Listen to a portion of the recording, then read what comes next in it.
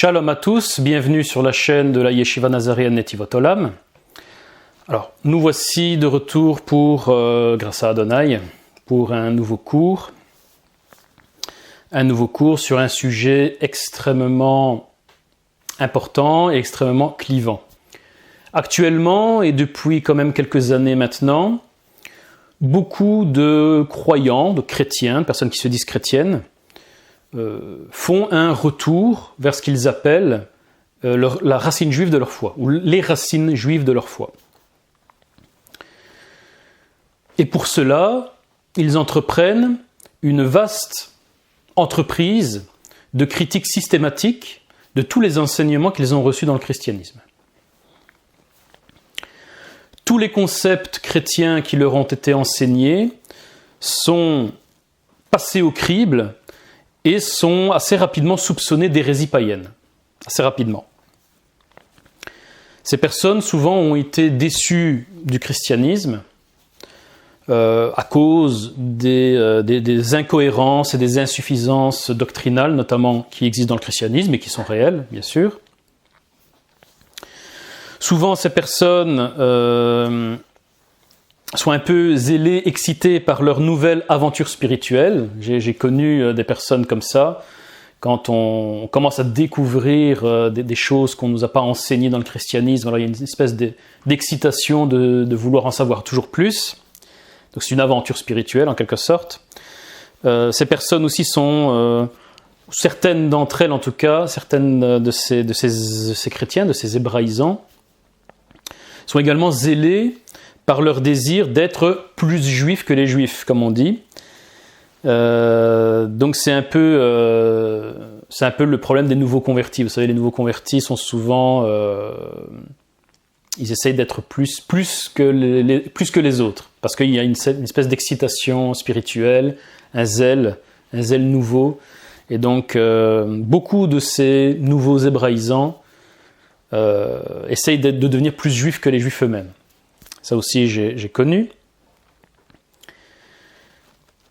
Ces nouveaux hébraïsants, malheureusement, sont souvent auto-instruits sur Internet, parce qu'ils ne trouvent pas des enseignants pour les guider dans une voie hébraïsante, mais correcte, bibliquement correcte. Donc souvent, ils s'auto-instruisent sur Internet, en picorant ici et là des articles, des vidéos, un petit peu comme ils peuvent. Et souvent, ça produit une formation partielle ou voire mauvaise. C'est malheureusement la vérité. Et ces hébraïsants, ces nouveaux hébraïsants, ils prennent le risque, en faisant cela, d'aller un peu trop loin dans leur critique des doctrines chrétiennes, ou qui apparaissent chrétiennes, et ils prennent le risque de jeter le bébé avec l'eau du bain, comme on dit. C'est-à-dire que certains enseignements, certaines doctrines, parce que jugées trop chrétiennes, sont parfois un peu hâtivement remplacées par des doctrines qui paraissent plus juives, mais qui ne sont pas forcément plus correctes sur le plan biblique. Voilà. Donc le judaïquement correct remplace bien souvent le bibliquement correct. Et ça, c'est très dangereux. Parce que ces personnes pensent, bien sûr, de bonne foi, ils pensent que, puisque le christianisme leur a menti ou a fait des erreurs sur un certain nombre de doctrines bibliques, alors c'est que forcément, c'est le judaïsme qui a raison sur ces doctrines. Ben, c'est pas forcément toujours le cas. C'est pas parce que des doctrines sont juives ou paraissent en tout cas plus juives selon le judaïsme moderne que ces doctrines sont bibliquement plus correctes que ce qui est enseigné dans le christianisme. Voilà, donc le judaïquement correct remplace le bibliquement correct, et ce n'est pas forcément une bonne chose. Enfin, ce n'est pas du tout une bonne chose d'ailleurs. Donc il y a beaucoup de nouveaux hébraïsants qui sont comme ça un peu perdus, un peu déboussolés. D'hébraïsants, ils deviennent judaïsants, ça c'est pas la même chose. Donc hébraïsant, c'est effectivement revenir à la compréhension hébraïque des Écritures, ce qui est une très bonne chose. Par contre, judaïser, c'est revenir à la compréhension talmudique des Écritures, et ça, c'est pas forcément une bonne chose, puisque dans le Talmud, il y a de bonnes choses, mais aussi des mauvaises choses. En tant que nazaréen, Nous sommes nous-mêmes partie prenante de ce vaste mouvement hébraïque, hébraïsant. Mais contrairement à certains, nous ne perdons pas de vue que notre foi se base sur l'enseignement de Rabbi Yeshua, du Rabbi Yeshua HaMashiach et de ses apôtres, les Shlichim. Comme il est écrit dans Éphésiens 2:20, par exemple, « Vous avez été édifiés sur le fondement des Shlichim et des Nevi'im, c'est-à-dire des apôtres et des prophètes, Yeshua Meshira, Yeshua le Messie lui-même, étant la pierre angulaire. » Et dans Actes 2:42, et il persévérait dans l'enseignement des apôtres, dans la communion fraternelle, dans la fraction du pain et les prières.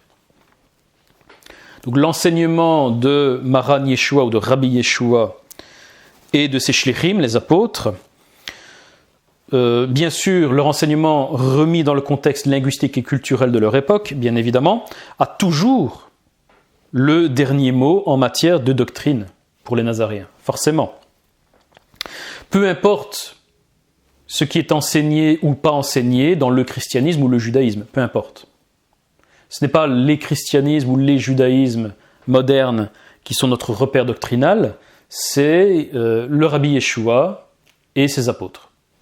Voilà, tout simplement. Ainsi donc, le but des Nazaréens est de se conformer en tout à l'enseignement du Mashiach, qui en tant que Mashiach, évidemment, est la plus haute autorité d'interprétation biblique, évidemment.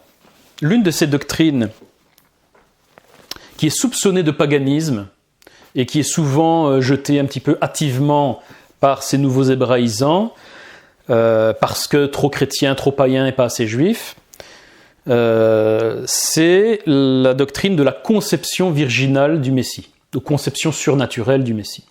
Nous allons donc, lors de ce cours, vérifier ce que dit réellement l'Écriture au sujet donc de cette doctrine de la conception virginale du Messie.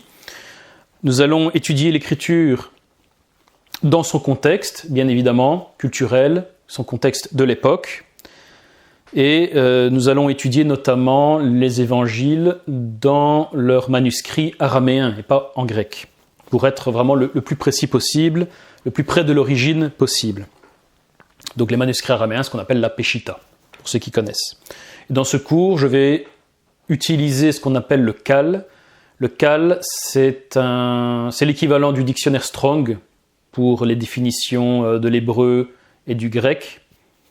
Le CAL, c'est l'équivalent du Strong donc pour l'araméen, tout simplement. Donc le CAL, c'est Comprehensive Aramaic Lexicon. Donc c'est le lexique araméen. Pour nous permettre de comprendre, de décrypter la signification de la Peshitta, donc des manuscrits araméens.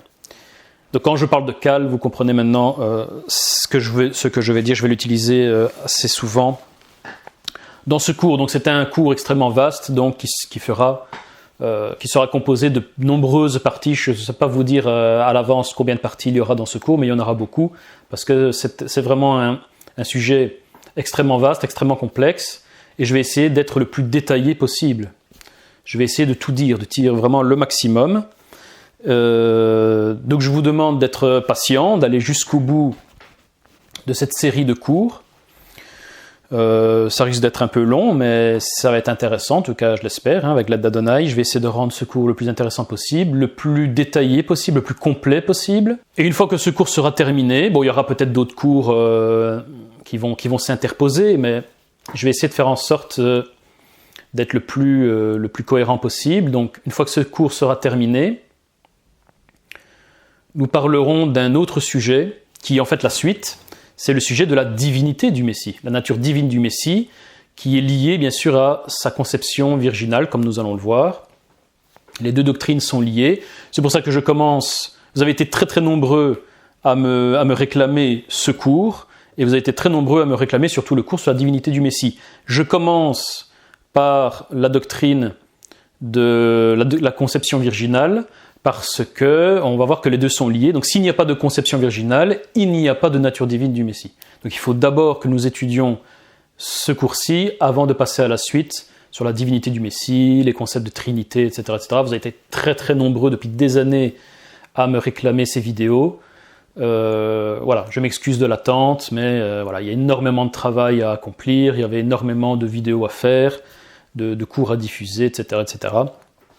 Donc vous comprendrez, en voyant la masse de recherches que j'ai dû faire pour réaliser ce cours et celui sur la divinité du Messie, vous comprendrez pourquoi ça a pris énormément de temps. J'ai essayé d'être le plus complet possible. Voilà, donc bien sûr je prie qu'avec l'aide de Elohim, évidemment, avec l'aide d'Adonai, que ce cours puisse vraiment guider tous les hébraïsants, tous les nouveaux hébraïsants qui se posent des questions, qui ont des doutes sur ce qu'on leur a enseigné dans le christianisme, qui ont des doutes sur ce qu'on leur enseigne dans le judaïsme. Donc je prie vraiment que ce cours puisse vous guider, vous aider à trouver la vérité sur ces sujets. Encore une fois, peu importe ce qu'on dit dans le christianisme, peu importe ce qu'on dit dans le judaïsme, on va voir ce que l'Écriture, ce que la parole de Dieu dit, et ce que les premiers disciples disaient également. Puisque c'est un peu notre père, nous sommes les descendants des premiers disciples. Donc c'est important de voir aussi ce qu'ils ont à dire sur le sujet. Voilà, c'était l'introduction. Nous allons passer maintenant à l'étude du premier passage que nous allons étudier ensemble. Ce passage se trouve dans l'évangile de Matthieu, l'évangile de Matthieu. Voyons tout d'abord Matthieu chapitre 1 verset 18. Voici comment une version biblique traditionnelle, comme la Louis II, traduit Matthieu 1, 18. Or, la naissance de Yeshua le Messie arriva ainsi. Sa mère, Marie, étant fiancée à Joseph, avant qu'ils fussent ensemble, se trouva enceinte par l'Esprit Saint. On voit que dans ce verset, il est écrit que Marie était fiancée à Joseph et qu'elle fut trouvée enceinte du Saint-Esprit avant qu'ils fussent ensemble. Bon, qu'est-ce que ça veut dire avant qu'ils fussent ensemble ? C'est pas très clair. Donc on va voir en araméen. Dans le texte araméen, c'est beaucoup plus clair.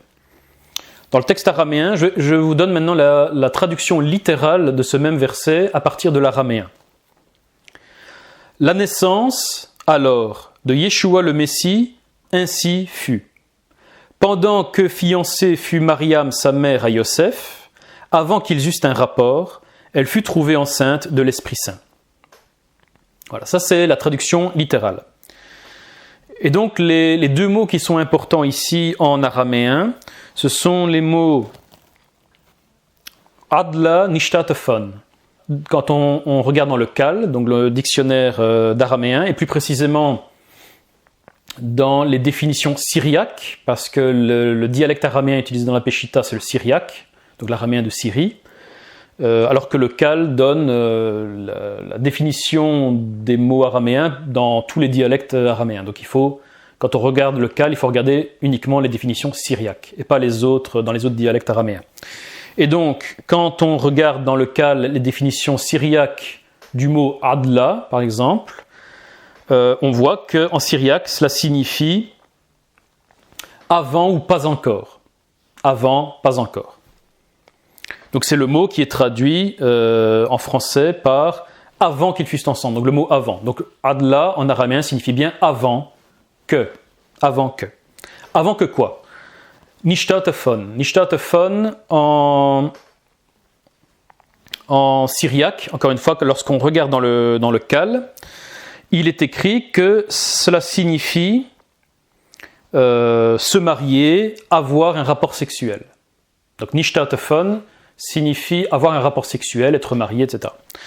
Donc on voit bien que dans le contexte de Matthieu chapitre 1, et on verra dans deux autres passages de l'Écriture où c'est répété, on voit bien que le contexte, c'est la définition correcte qu'il faut garder de nishtatafon, c'est avant qu'ils eussent un rapport sexuel. Donc l'expression adla nishtatafon en araméen, en syriaque, signifie avant qu'ils eussent un rapport sexuel, et pas juste avant qu'ils fussent ensemble, comme le traduit Second, parce que c'est pas très clair avant qu'ils fussent ensemble, qu'est-ce que ça signifie ? En araméen, en syriaque, il est clairement écrit que Mariam fut trouvée enceinte par du Saint-Esprit, avant qu'elle eût un rapport avec Joseph. Donc c'est clairement écrit dans le pshat, c'est-à-dire dans le sens simple, dans le premier niveau de lecture du texte, il est clairement écrit que Myriam, la mère de Yeshua, a été trouvée enceinte du Saint-Esprit, c'est-à-dire de la part du Saint-Esprit, avant qu'elle eût un rapport avec Yosef. C'est clairement écrit. Avant, Adla, Nishtatafon, avant qu'elle eût un rapport avec Yosef. Clairement écrit. Ensuite, nous avons donc on continue donc dans ce verset 18, et il est clairement écrit aussi Ishtachat batna min ruha dekutsha, c'est-à-dire elle fut trouvée enceinte de la part de l'Esprit Saint. Donc de la part. Min ruha dekutsha en araméen signifie de la part de l'Esprit Saint. Donc il est clairement écrit que Myriam est tombée enceinte de la part, en provenance de, donc l'araméen min, l'équivalent de l'hébreu min, c'est-à-dire de la provenance. Donc elle est tombée enceinte de la part de, en provenance de l'Esprit Saint, avant d'avoir un rapport avec Joseph. Avant d'avoir un rapport avec Joseph. Alors j'insiste là-dessus parce que beaucoup d'Ébionites citent, ils essayent bien sûr d'esquiver ce passage, et donc ils utilisent un midrash talmudique, pas dans le sens où il est dans le Talmud, mais dans le sens où il provient du mouvement talmudiste. Un midrash talmudiste qui dit que les rabbins, à une certaine époque, au niveau du bas Moyen-Âge, au Moyen-Âge, il y avait des rabbins qui croyaient que une femme ne pouvait pas tomber enceinte lors de son premier rapport sexuel. C'était impossible. Bon, on ne sait pas pourquoi, puisque physiologiquement, il n'y a rien qui l'en empêche, mais bon, voilà. Certains rabbins au Moyen-Âge croyaient ça. Et donc il y a un midrash qui évoque ça. Je ne sais plus exactement d'où vient ce midrash, mais les Ébionites l'utilisent souvent, ce midrash. Et donc, et j'ai déjà lu beaucoup d'Ébionites qui utilisent ce midrash pour dire que les apôtres, les premiers disciples, avaient cru que Yeshua était né du Saint-Esprit parce que Myriam était tombée enceinte lors de son premier rapport avec Joseph. Et comme, soi-disant, dans le judaïsme de l'époque, déjà ce qui n'est pas vrai, puisque c'est un midrash qui date de plusieurs siècles après les évangiles, donc comme il existe ce midrash, eh bien certains Ébionites vont dire c'est la preuve que, vous voyez, en fait, Myriam est tombée enceinte lors de son premier rapport avec Joseph, mais comme les Juifs de l'époque, soi-disant, n'y croyaient pas, pensaient que c'était pas possible, eh bien ils ont cru que ça venait du Saint-Esprit, que c'était un miracle. Donc ça, c'est l'explication qui est donnée par certains Ébionites. On voit que c'est totalement faux, ça ne correspond pas au pshat du texte, puisque le texte dit bien que Myriam n'a pas eu de rapport avec Joseph. C'est clairement écrit qu'elle est tombée enceinte avant d'avoir un rapport avec Joseph.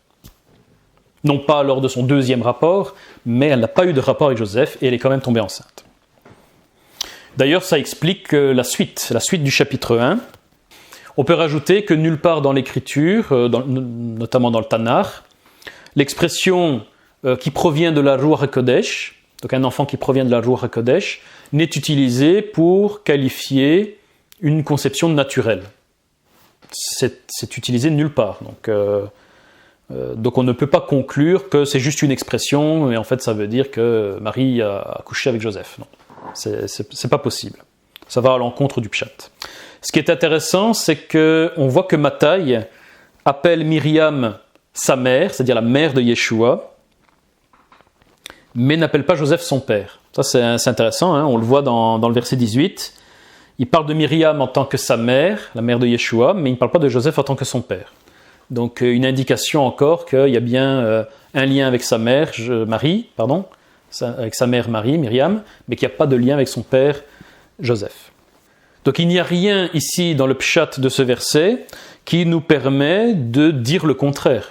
Il n'y a rien dans le pshat ici qui nous permet de dire que Yeshua n'a pas été conçu de façon surnaturelle par le Saint-Esprit. Il n'y a rien dans le pshat qui nous permet de dire le contraire. Alors voyons quelle fut la réaction de Yosef à ça. Quelle est sa réaction ? Eh bien, nous voyons au verset 19, donc sa réaction confirme ce que l'on a conclu du verset 18, puisqu'au verset 19, il est écrit ceci. « Mais Joseph, son époux, était juste et ne voulant pas l'exposer, pensa la renvoyer secrètement. » Donc Matthaï c'est Matthieu, Matthaï nous dit que la réaction de Yosef au fait que sa fiancée Myriam a été trouvée enceinte de la part du Saint-Esprit, sa réaction fut de penser à la répudier,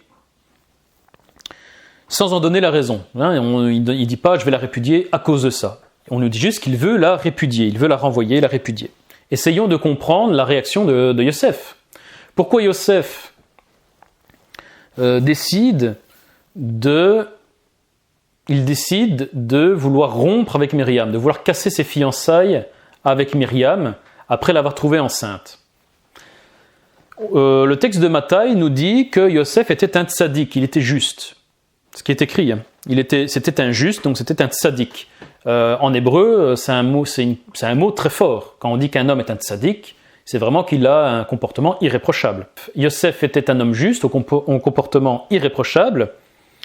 Et Matthaï nous dit, c'est parce que justement c'était un tzaddik qu'il agit de la sorte en voulant secrètement répudier Myriam. C'est-à-dire le fait qu'il veuille répudier Myriam secrètement, c'est ça qui prouve que c'est un tzaddik. C'est ça que Matthaï veut nous dire. Donc c'est un peu étrange de dire cela, parce que si, comme le disent certains ébionites, Joseph a eu un rapport avec Myriam et que Myriam est tombée enceinte de lui, en quoi est-ce un tzaddik d'abandonner sa femme et son fils ?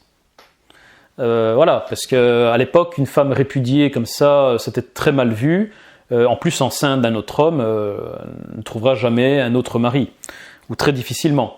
Donc c'est condamner cette femme et cet enfant à la pauvreté. Donc en quoi est-ce un comportement tzaddik, vous voyez ? Donc ici Matthaï insiste en nous disant c'est un homme juste, et c'est parce que c'est un homme juste qu'il a voulu la répudier secrètement. Alors pourquoi secrètement ?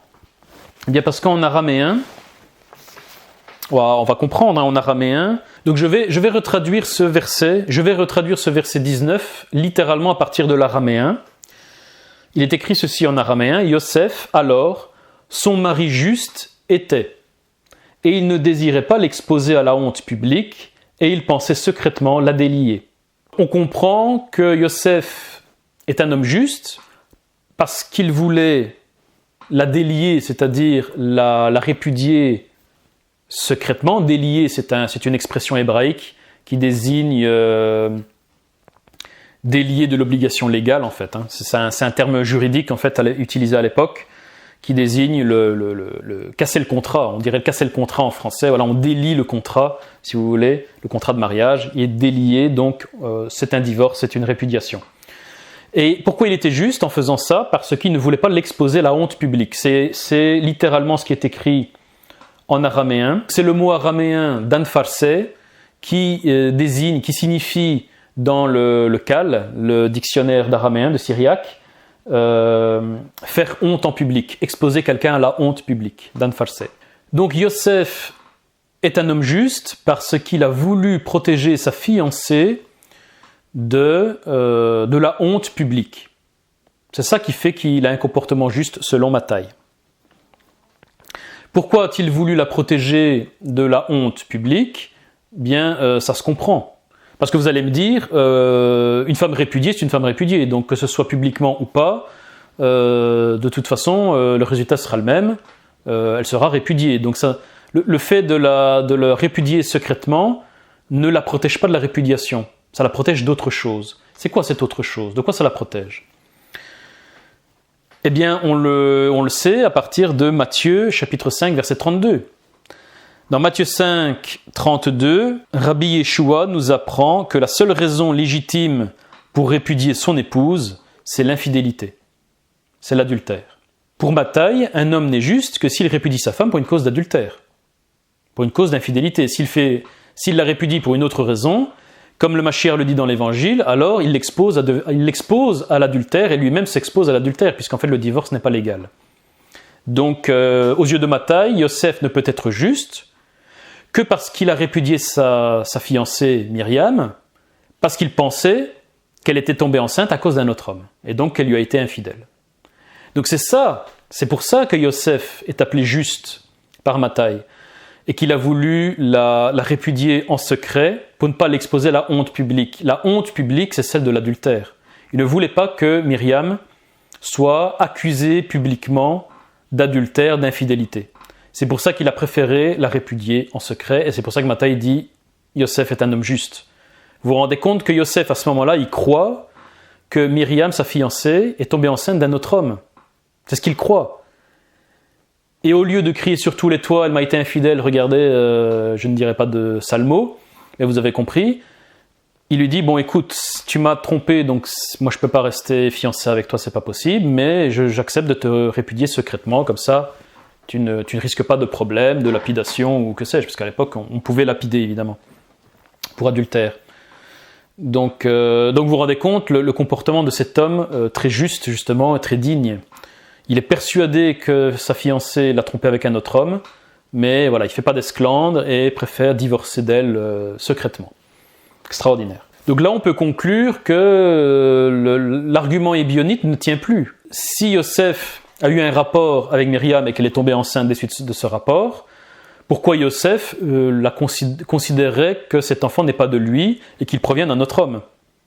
Ça ne tourne pas rond, ça cloche. Par contre, si, comme le verset 18 le dit, Myriam a été trouvée enceinte, comme c'est écrit littéralement en araméen, Myriam a été trouvée enceinte avant qu'elle eût un rapport avec Yosef, alors à ce moment-là, c'est compréhensible que Yosef, bien que ce soit un homme juste, pour lui, cet enfant n'était pas de lui, forcément, et donc forcément, sa fiancée l'a trompé avec un autre homme. Et en effet, selon Deutéronome chapitre 22, versets 23 à 24, une fiancée qui couche avec un autre homme que son fiancé pendant sa période de fiançailles est reconnue infidèle et risque la lapidation. Ensuite, qu'est-ce qui se passe ? Lisons les versets 20 et 21, toujours de Matthieu chapitre 1. Comme il y pensait, voici un ange de l'Éternel, un ange du Seigneur lui apparut en songe et lui dit : Yosef, fils de David, ne crains pas de prendre Myriam ta femme, car ce qui a été engendré en elle provient de l'Esprit Saint. Elle enfantera un fils, et tu appelleras son nom Yeshua, car il sauvera son peuple de leurs péchés. Ce verset 20 nous apprend qu'un ange de l'Éternel se révèle à Joseph dans l'un de ses rêves pour le convaincre de ne pas répudier sa femme Myriam. Et comment fait-il pour le convaincre de ne pas la répudier ? Il le fait en lui disant que ce qui a été engendré en elle vient de la Ruach HaKodesh, vient de l'Esprit Saint. C'est littéralement ce qui est écrit, que ce soit en grec ou en araméen. En araméen, il est écrit ceci littéralement, Ger Dethiled Ba, ça c'est car l'enfant qui est en elle.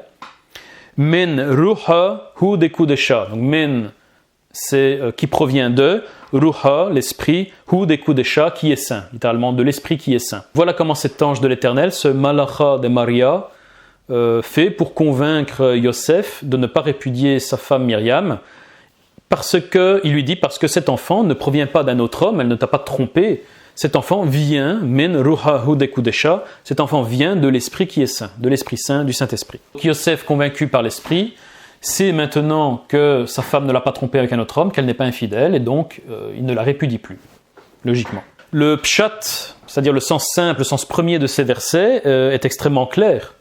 Ça ne requiert pas beaucoup d'efforts d'interprétation, ils sont très clairs.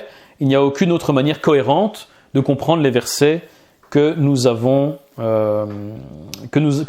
étudiés et que nous avons lus. Un tel événement surnaturel a forcément dû être annoncé par les prophètes du Tanakh, puisqu'Adonai ne fait jamais rien sans l'annoncer d'abord par ses prophètes.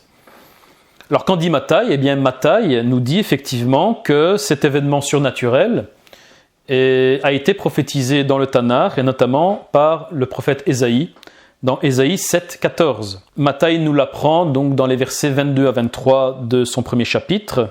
Il est écrit : Maintenant tout ceci fut pour que soit accompli ce que l'Éternel avait annoncé par le prophète. Voici la Vierge sera enceinte et elle enfantera un fils et ils appelleront son nom Emmanuel, qui signifie Dieu avec nous.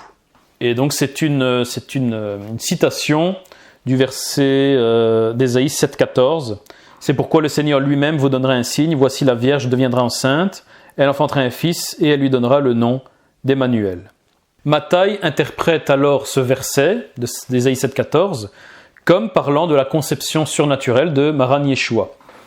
C'est intéressant, il va falloir que nous étudions alors ce passage d'Ésaïe 7, 14. Nous ne le ferons pas tout de suite, nous le ferons un peu plus loin. Matthaï interprète le mot hébreu Alma d'Ésaïe 7, 14 comme désignant donc une vierge qui est tombée enceinte par le Saint-Esprit sans avoir de rapport avec son fiancé. Et c'est traduit par le mot araméen Betulta, qui, selon le cal, signifie vierge. Donc ce sont des mots, Betula en hébreu, Betulta en araméen, etc., etc., et le mot Alma en hébreu. Ce sont des mots que nous allons étudier en très grande profondeur un peu plus tard dans le cours. Matthaï nous indique alors, par cette citation d'Ésaïe 7,14, que Myriam est bien une femme vierge, c'est-à-dire qu'elle n'a pas eu de rapport avec Joseph, et que le fils qu'elle a engendré est bien Immanuel. Immanuel, c'est-à-dire Dieu en nous, Dieu à l'intérieur de nous. Donc ça veut bien dire le Saint-Esprit qui est venu engendrer le Fils de Dieu à l'intérieur d'elle. Ça, ce sont des notions que nous allons voir un peu plus loin, mais ce sont des indices, encore une fois, ce sont des indices qui s'accumulent tout doucement. Ésaïe 7,14 est donc la clé pour comprendre la conception virginale du Messie. Et donc nous l'étudierons en profondeur un peu plus loin.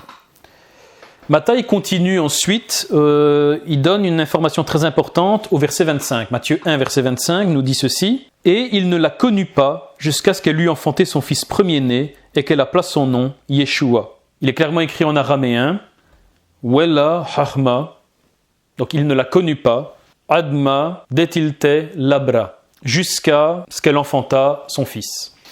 Pourquoi Matthaï insiste pour nous apprendre que Yosef a refusé d'avoir des rapports avec Myriam jusqu'à ce qu'elle ait accouché? Donc il n'a pas voulu avoir de rapport avec elle pendant toute sa grossesse. Si la grossesse de Myriam vient d'un rapport naturel avec Yosef, comme le disent les Hébionites, alors son comportement n'est pas compréhensible. Pourquoi aurait-il refusé d'avoir des rapports avec elle pendant sa grossesse, alors que les rapports pendant la grossesse étaient encouragés dans le judaïsme ancien, dans le judaïsme de l'Antiquité? On voit ça dans le traité talmudique Nida 31a notamment.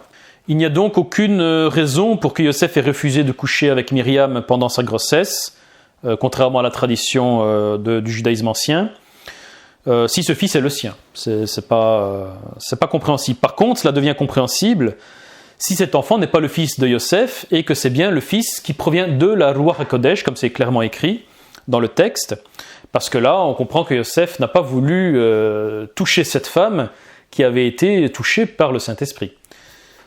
Voilà, donc là, ça devient compréhensible. C'est une question de crainte et de respect de Yosef par rapport à cette femme qui a été visitée par le Saint-Esprit. Cette information, on le verra plus tard, n'est pas du tout superflue et très importante pour comprendre le mystère de cette conception, et nous y reviendrons. Conclusion, au vu de ce qu'écrit Matthaï HaSofer, c'est-à-dire le scribe Matthaï, le scribe Matthieu, la conception surnaturelle du Messie par la Ruha, c'est-à-dire par la Ruach HaKodesh, par le Saint-Esprit, est extrêmement claire. Et c'est la seule interprétation cohérente que l'on puisse faire de ces versets. La deuxième source de cette doctrine que nous allons étudier maintenant, elle se trouve dans l'évangile de Luc au chapitre 1, du verset 26 au verset 37. Voici ce que nous dit Luc. « Au 6e mois, l'ange Gabriel fut envoyé par Dieu en Galilée, vers une ville appelée Nazareth, auprès d'une vierge fiancée à un homme nommé Joseph, de la maison de David. Le nom de la vierge était Myriam. » Premièrement, le verset 27 nous apprend que Myriam était une vierge fiancée à Joseph, de la maison de David. Et le nom de la vierge était Marie. Donc c'est répété 2 fois, ou Myriam. Le mot vierge est répété 2 fois, et dans le texte araméen, c'est bien le mot Betulta, qui selon les cales, signifie bien vierge en syriaque. Donc ça, c'est la première conclusion qu'on peut tirer de ce passage-là, c'est que Myriam est bien vierge. Donc elle n'a pas eu de rapport avec Joseph, tout en étant fiancée déjà à Joseph. Ça, c'est première information très claire. Ensuite, on continue. On nous dit un petit peu plus loin au verset 31, c'est l'ange Gabriel qui parle à Myriam et lui dit « Et voici, tu recevras un fœtus », donc littéralement, « Et voici, tu recevras un fœtus, et tu enfanteras un fils, et tu appelleras son nom Yeshua ». Donc c'est littéralement ce qui est écrit en araméen dans la Peshitta. « Et voici, tu recevras un fœtus ». En araméen, ce sont les mots « tekablin batna ». Donc tekablin, en araméen, c'est la même racine que l'hébreu Kabbalah, Kabbalah qui signifie la réception. Tekablin signifie recevoir. Donc tu vas recevoir. Batna, en araméen, en syriaque, désigne un fœtus. Donc il est clairement écrit dans le verset 31 que l'ange Gabriel dit à Myriam, tu vas recevoir un fœtus. Littéralement, Tekablin Batna, tu vas recevoir un fœtus. Myriam, devant cette annonce qu'elle va recevoir un fœtus, va réagir. Comment elle va réagir? On voit ça au verset 34. Elle réagit en disant, comment cela peut être, car aucun homme ne m'a connu. C'est-à-dire que Myriam répond à l'ange qu'elle n'a pas eu de rapport conjugal avec son fiancé Joseph. Elle est fiancée à Joseph, donc elle ne peut avoir de rapport conjugal qu'avec lui. Sinon, elle sera adultère. Donc elle dit, en gros, je n'ai pas connu d'homme. Donc c'est-à-dire que je n'ai pas eu de rapport sexuel avec Joseph. Donc comment veux-tu, elle dit ça à l'ange, comment veux-tu que je tombe enceinte? C'est pas possible. Donc encore une fois, ici, Luc nous confirme ce que disait Matthieu. Myriam est vierge, elle est bien fiancée à Joseph, mais elle n'a pas eu de rapport avec lui. Et pourtant, elle va quand même tomber enceinte. Comment va-t-elle tomber enceinte? L'ange lui répond. Là, littéralement, en araméen, la Ruha de Kutsha, donc le Saint-Esprit viendra et la puissance du Très-Haut te couvrira. C'est pourquoi ainsi celui qui naîtra de toi est saint et sera appelé fils de Dieu. C'est important. Donc il est bien écrit que l'ange ne lui dit pas, oui t'inquiète, va coucher avec Joseph ton fiancé et tout se passera bien. Non. Il lui dit, ne t'inquiète pas, c'est le Saint-Esprit qui va venir te couvrir et la puissance du Très-Haut, c'est plutôt la puissance du Très-Haut qui vient te couvrir. Donc le Saint-Esprit va venir, la puissance du Très-Haut va te couvrir. Et c'est à cause de cela que quelque chose va naître en toi, c'est-à-dire que tu vas recevoir un fœtus, Tekablin Batna, comme le dit le verset d'avant. Tu vas recevoir un fœtus de par ce Saint-Esprit. Et à cause de ça, ce qui va naître en toi, c'est-à-dire ce fœtus sera saint et il sera appelé fils de Dieu, à cause de cela.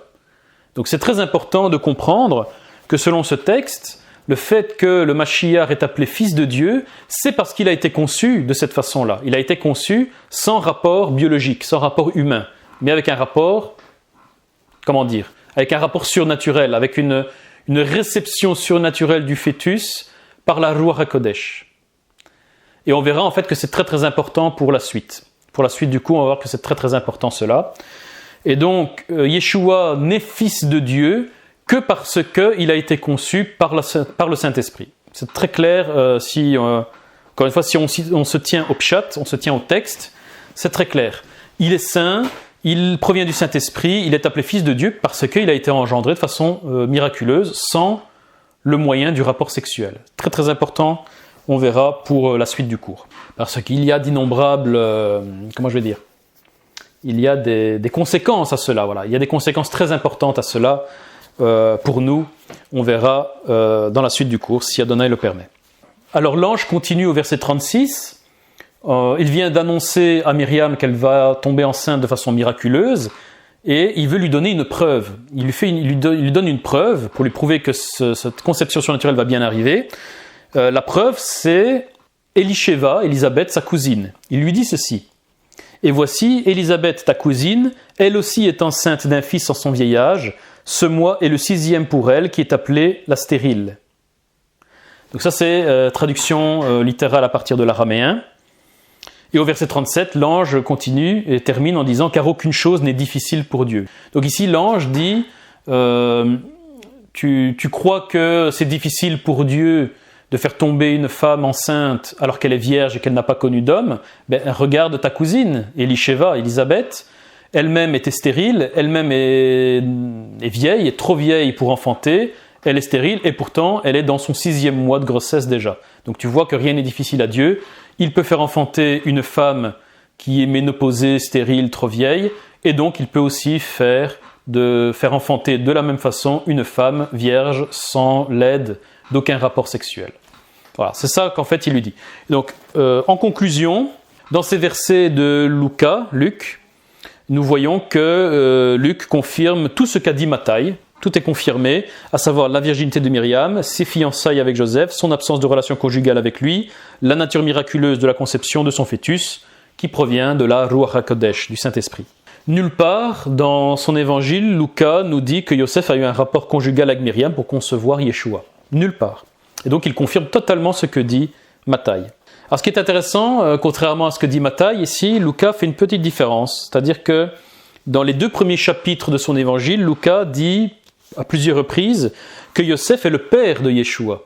Alors qu'on avait vu que Matthaï, lui, disait que Myriam était sa mère, mais il ne disait pas que Yosef était son père. Alors c'est bizarre que Lucas dit que Yosef est son père, tout en disant que ce n'est pas à travers une relation conjugale que Myriam a eue avec Yosef que cet enfant a été enfanté. Alors, est-ce que c'est contradictoire ? En fait, pas du tout. Ce n'est pas du tout contradictoire parce que à la fois l'écriture et la tradition hébraïque ancienne nous enseignent qu'un homme qui recueille un enfant qui n'est pas de lui est considéré comme son père biologique. Voici deux exemples. Premier exemple, il est écrit dans 1 Samuel 14, 49 que Shaoul eut 2 filles, la plus âgée était Mérab et la plus jeune était Michal. Or, il est écrit dans 1 Samuel chapitre 18, versets 17 à 19 que Mérab était promise comme épouse à David, mais elle fut donnée à Adriel, le Méolatite. Dans 1 Samuel 18, versets 20 à 30, on nous dit que David épousa Michal, la plus jeune fille de Shaoul. Ensuite, on nous dit, selon 1 Samuel 25, 44, que Michal fut donné à un autre homme appelé Phalti, après que David ait fui Shaoul. Et en 2 Samuel, chapitre 3, versets 13 à 16, on nous apprend que David l'a repris quand il revint pour prendre le royaume. Or, quand David transporta l'arche à Jérusalem et dansa devant Adonai, Michal se moqua de lui, disant qu'il s'était exposé devant les femmes. Elle mourra sans enfant, en jugement pour sa moquerie, comme c'est écrit dans 2 Samuel 6, 23. Donc Michal, la fille de Shaoul, n'eut pas d'enfant jusqu'au jour de sa mort. En contradiction apparente avec cela, le passage suivant suggère que Michal eut 5 fils d'Adriel, qui, comme nous l'avons déjà vu, fut le mari de Mérab. Selon 2 Samuel 21, 8, il est écrit « Et le roi prit les 5 fils de Michal, la fille de Shaoul, qu'elle conçut d'Adriel, le fils de Barzilai, le Méolatite. » Le Talmud fait un commentaire sur cette apparente contradiction. Dans le Talmud Sanhedrin 19b, il est écrit ceci. Maintenant, pour Rav Yoshua ben Korah, certainement il est écrit « Et les 5 fils de Michal, la fille de Shaoul, qu'elle conçut d'Adriel. » Rav Yoshua ben Korah lui répondit « Est-ce Michal qui les conçut ? Ce fut plutôt Mérab qui les conçut. Mais Mérab conçut et Michal les éleva. Donc ils furent appelés par son nom. Cela t'enseigne que quiconque élève un orphelin dans sa maison, l'Écriture lui attribue comme s'il l'avait engendré. » Donc nous voyons que dans l'Écriture, clairement, une personne qui n'a pas d'enfant, mais qui élève les enfants d'une autre, est considérée comme étant sa mère biologique. Et c'est pourquoi les rabbins dans le Talmud se sont rendus compte de cela et disent la même chose dans le Talmud. Donc le Talmud dit la même chose. Une personne qui élève des enfants est considérée comme le parent biologique de ses enfants. Deuxième exemple, on le retrouve dans 1 Chronique, chapitre 4, versets 17 à 18.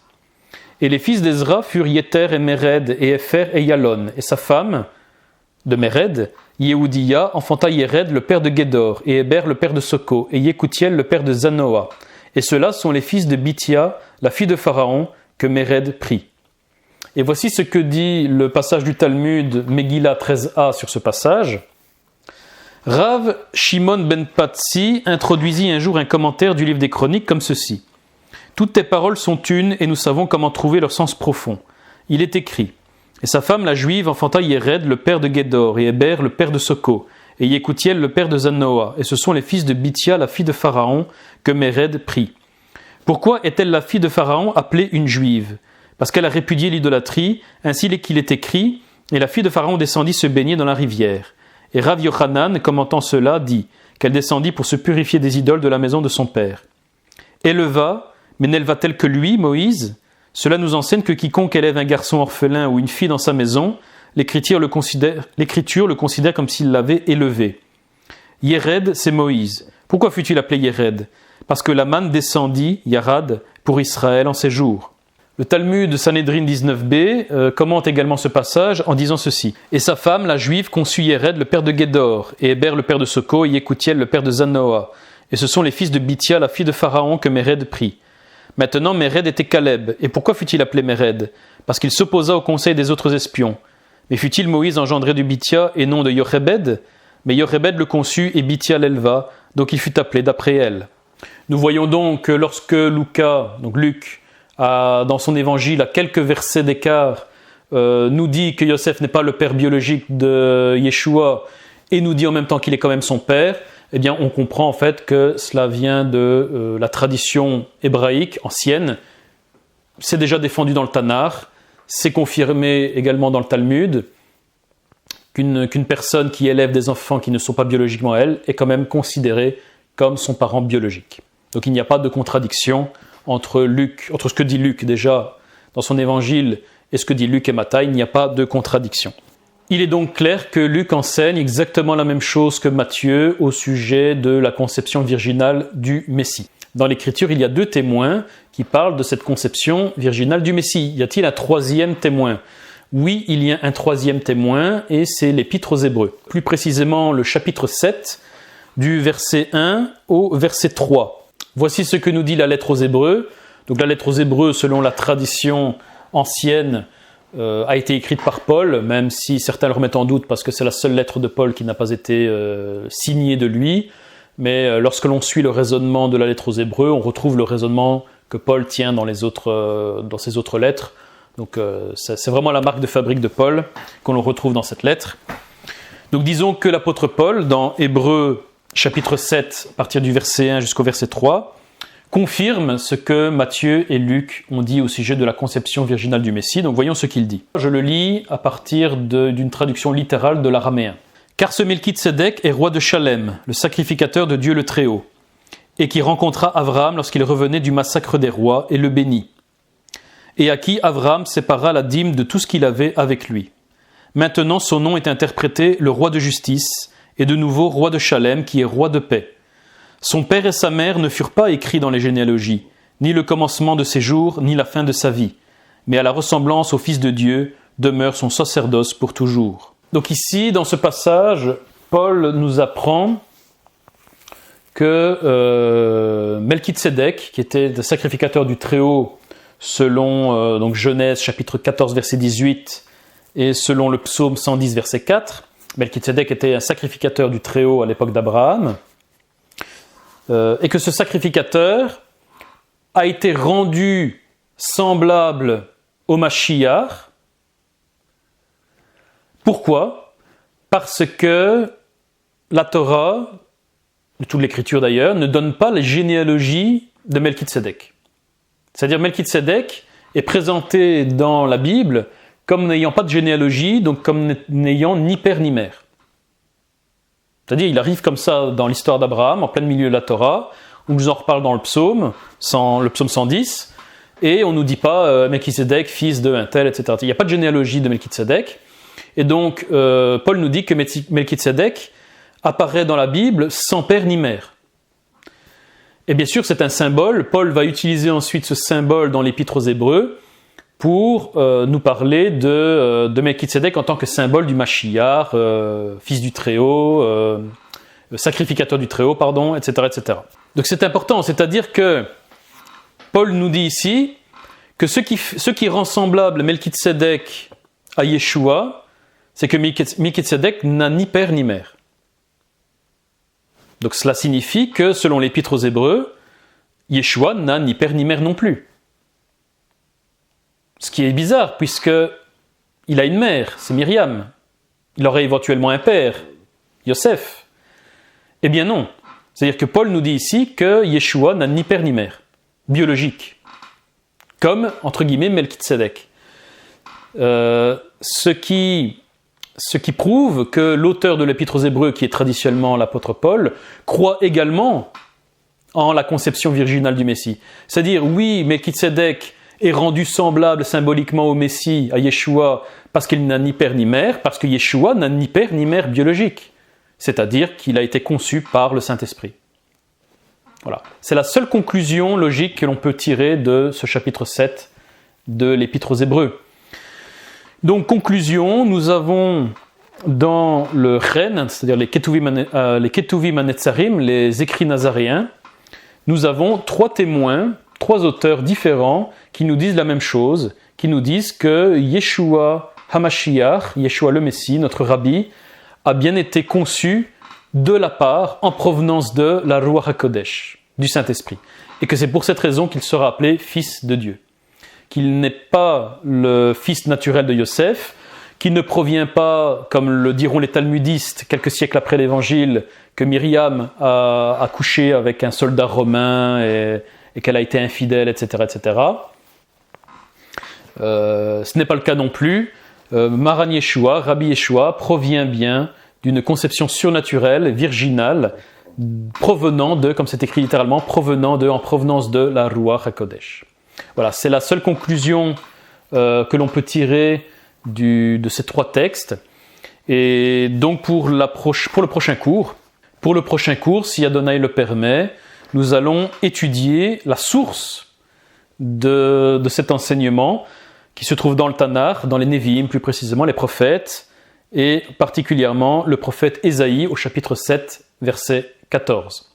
Donc je vous donne rendez-vous, si Adonai le permet, pour la suite de ce cours, où nous allons passer un bon moment à étudier et à nous remuer les méninges. Vous allez voir que c'est compliqué, c'est une doctrine complexe que nous allons étudier là, mais c'est très intéressant.